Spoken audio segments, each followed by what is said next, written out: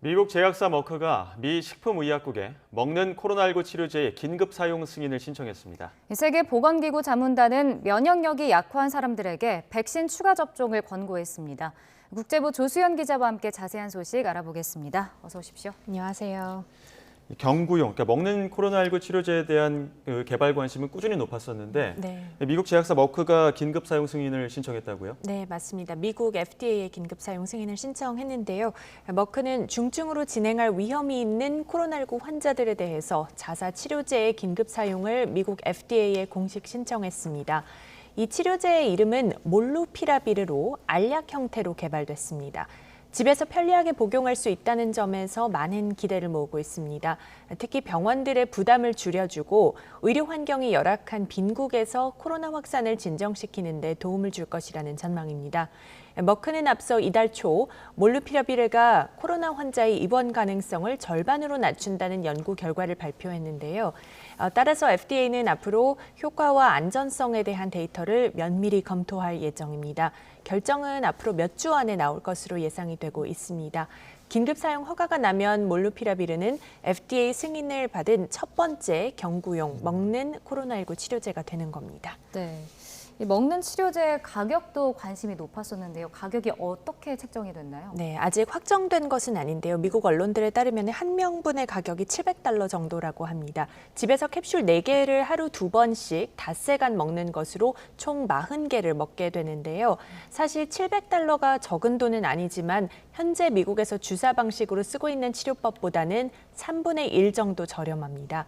하지만 머크의 한 임원은 $700가 최종 가격은 아니라면서 조금 달라질 수 있음을 시사했습니다.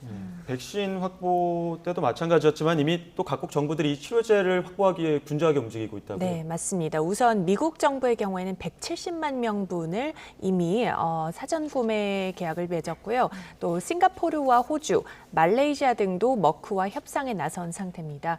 머크는 올해 말까지 1,000만 명분을 생산할 예정입니다. 회사 관계자는 수개월 안에 다른 나라에서도 긴급 사용과 판매 승인을 신청하기 위해 전 세계 규제기관과 협력하고 있다고 밝혔습니다. 우리 정부도 이달 초에 머크와 경구용 코로나19 치료제에 대한 협상을 벌이고 있다. 이렇게 밝힌 바 있고요. 네. 일부는 선 구매 계약을 체결한 것으로 지금 알려지고 있습니다. 로이터는 머크가 일부 제약사들과도 계약을 맺어서 소득이 낮은 100여 개국에 치료제를 공급할 것으로 내다봤습니다. 네. 지금 미국과 이스라엘 같은 세계 각국에서 추가 접종이 진행이 되고 있는데 이와 관련해서 세계보건기구 WHO 자문단의 권고가 나왔죠. 네, 그렇습니다. 우선 아시다시피 미국에서는 화이자 백신 추가 접종이 이루어지고 있고 이스라엘도 마찬가지죠. 네. 그런데 WHO 자문단은 6개 백신에 대해서 지금 부스터샷 접종을 권고했고 내용을 보면은 면역력이 중등도 이상으로 약화한 사람들에게 백신 추가 접종, 부스터샷을 권고한다고 밝혔습니다. 기본 접종으로는 이들이 코로나19에 적절하게 대응하지 못하거나 중증으로 약화할 위험이 있다는 이유에서입니다. 권고 대상은 WHO가 긴급 사용을 승인한 6종의 백신인데 화이자와 모더나, 아스트라제네카, 또 얀센, 그리고 중국의 시노팜과 시노백입니다.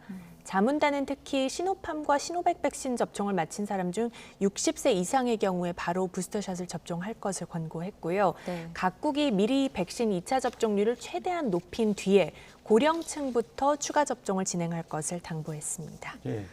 이탈리아 소식도 눈에 띄는데요. 코로나19 면역 증명서죠. 그린패스에 반대하는 시위 사태가 커지고 있다고요? 네, 그렇습니다. 이탈리아 정부는 오는 15일부터 모든 일터에 이 그린패스를 의무화하기로 했는데요.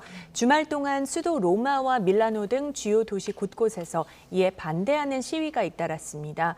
특히 로마에서는 토요일 시위에 10,000명 넘게 참여했는데 시위가 과격해지면서 인명피해가 발생했습니다. 경찰과 시위대 사이에 물리적인 충돌이 있었고 양측에서 40여 명이 부상한 것으로 알려졌습니다. 또 시위대 일부는 체포가 됐고요. 이런 상황이 이어지다 보니까 이탈리아 정치권과 시민단체들 사이에서는 이번 시위를 주도한 역할을 했다는 이 극우 정치단체 포르차 누오바라는 이 단체를 해산해야 한다는 목소리도 나오고 있는데요. 그린패스 시행일까지 이렇게 어수선 상황이 좀 이어질 것으로 보입니다. 그리고 이번 그린패스 제도 확대로 영향을 받게 되는 노동자 수가 상당히 많습니다. 모든 일터에 적용이 되면서 민간 부문에서 1,470만 명, 또 공공부문 320만 명에 이를 것으로 추산돼서 그 파장이 클 것으로 보입니다. 네, 여기까지 듣도록 하겠습니다. 지금까지 국제부 조수연 기자와 함께 관련 소식 짚어봤습니다. 오늘 말씀 고맙습니다.